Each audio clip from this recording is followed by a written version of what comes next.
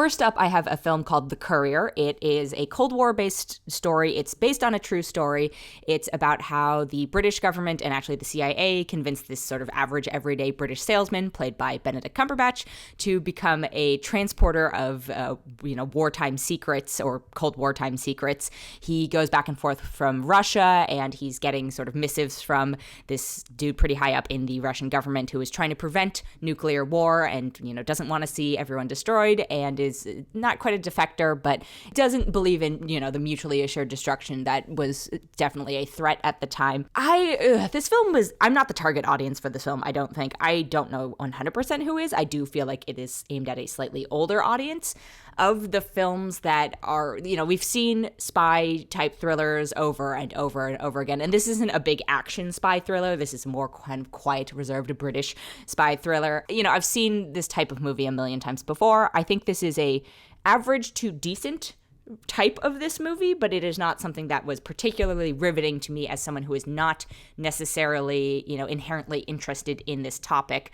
I do think the thing that stood out the most to me is that it's not a bad guys. They're clearly the bad guys, and the good guys that are good. A lot of it centers around the relationship between Benedict Cumberbatch's character and the Soviet officer that is feeding him information, played by Ninidze. I'm probably saying that wrong, but I liked that. It's trying to show hey, people are people, and just because you're part of a bad, in quotes, or opposing even organization doesn't mean that you are inherently a bad person. Okay, fine. I think it's a slightly more enlightened view about it. I guess, though, I am also currently experiencing just a mega drain on my mental and personal resources, given everything that's going on in the world right now, all of the hate crimes being committed against the Asian community. And so going into this film, I don't know if I was in a receptive headspace to be like, yes, the other side can be human, and it has nothing to do with necessarily the exact content of this film, but maybe I was in the mood for a black and white sort of the bad guys are the bad guys and the good guys are the good guys and have at, and good triumphs over evil. I don't feel like sympathizing or empathizing with, quote, the other side right now. But that's a personal place that I'm in, and I don't know if that's going to impact other people considering watching the film. So the question is, should you watch the film? Debatable. I think this is a dad film for me. I would recommend this to my father, probably, who likes spy stuff, and I think he likes more of the Tom Clancy stuff, but this I think would, if my father and my mother, I think they both would appreciate this. So maybe if you're a little bit older, if you lived through the Cold War, this might be more interesting to you. But if you are looking for something a little more exciting and riveting, I don't know if this is going to be it. The second half of it, I think, is stronger. That is where they're sort of focusing on their relationship. I got the sense at one point this was considering trying to be an awards film, because there are some sequences with Benedict Cumberbatch acting. And one of my biggest complaints about the film is I was like, oh, obviously Benedict Cumberbatch is just an average salesman. There's no sort of twist or surprise there. Spoilers, but this is based on a true story, so not that much of a spoiler. But there are moments where his character is obviously having to lie because he is, he's not maybe fully aware of the job he's doing, but he is aware that he is in Russia on a mission.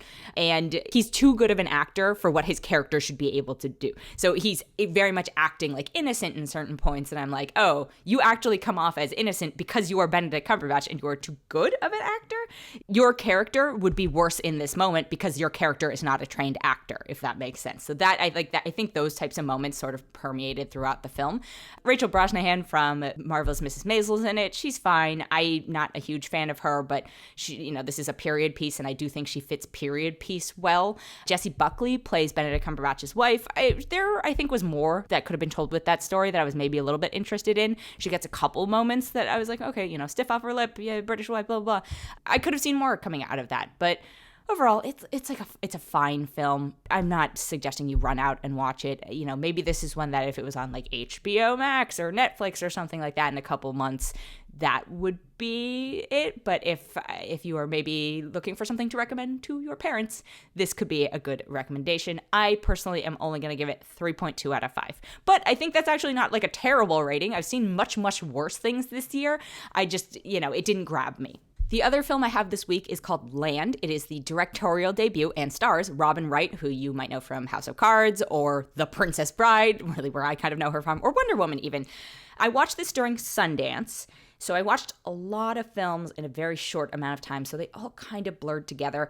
I do think this is one of the better films I saw during Sundance, but I did not have the greatest of Sundance experiences in terms of quality. I don't know if it's just because films were afraid to enter this year because it was a virtual festival and they just, they didn't want to risk their chance at distribution. This already had a distributor, which I think sort of helps, but also puts it in a different category, right? Because it's like, okay, well, you are, quote, good enough to already be picked up. A lot of films go into Sundance trying to find a distributor. But anyway, so Robin Wright is basically, she's a woman on her own. She moves into the middle of the wilderness to be alone. I was like, is this basically Nomadland in a cabin where you're just kind of trying to get away from everyone? I don't think Nomadland is actually about getting away from everyone because she does have her sort of community that she interfaces with every once in a while. This is very much like, leave me alone. And you end up finding out why she wants that later in the film. It's not that much later. It's actually very early on. She ends up running into a character played by Demián Bichir, who sort of becomes part of her life. It's her, I think, sort of learning to interface with a person, at least again. This is also one where I'm like, I don't know if this is, I mean, again, at the time of watching it, I was like, well, this is better than a few of the other things I've seen, but that's not saying much. It's a little bit depressing. It's certainly dealing with grief. That's not a spoiler. That's very early on, clearly sort of established. I think it's probably pretty much in the trailers. It's a beautiful film. It's in the wilderness. Even though I've been sort of cooped up and don't want to be alone right now, I was like, oh, I could go to a cabin alone a little bit. This is a spoiler for WandaVision, the end of WandaVision, but there was a moment at the very end of the last episode of WandaVision where I was like, oh, is this land? Because Wanda goes to a cabin. I wanted to go on the journey with this character. I felt like because the character was so closed off, I always find the trope of a character, being super closed off and then, a man coming into their life, making them realize that they can, and I feel like I'm implying something more than is there, but just really, why couldn't it have been a woman that she ran into who helped her reestablish that, like, hey, people are worth connecting with?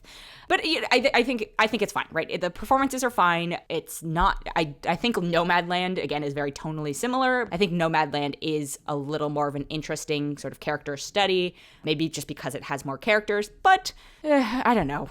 I mean, I do know. I feel like the story is average, honestly. The performances elevate the film a little bit, but it's not exceptional, but it's not bad, right? And these days, that is probably almost the best I can ask for out of a film right now, which is kind of depressing. Well, so is this film. So all of that being said, if you are in a headspace right now where you are okay with and comfortable with a journey that is a little more grim and a little more sort of self-reflective and going to take you into a slightly darker place, and you're okay with it not being the most well-executed version of that, but you're just looking for something for maybe like introspection or something along those lines, this could be a fine film for you. If none of that sounded appealing to you, I don't feel strongly enough about this film to be like, no, you should really give it a chance. There's really something there that you should dig into. So I personally am only going to give it 2.9 out of 5. I do think that as far as directing goes, that Robin Wright, it's a little weird because she was directing herself for a lot of it, and there aren't a lot of characters in this. So I'm like, how much of it? But I would be interested to see where her voice evolves as a director.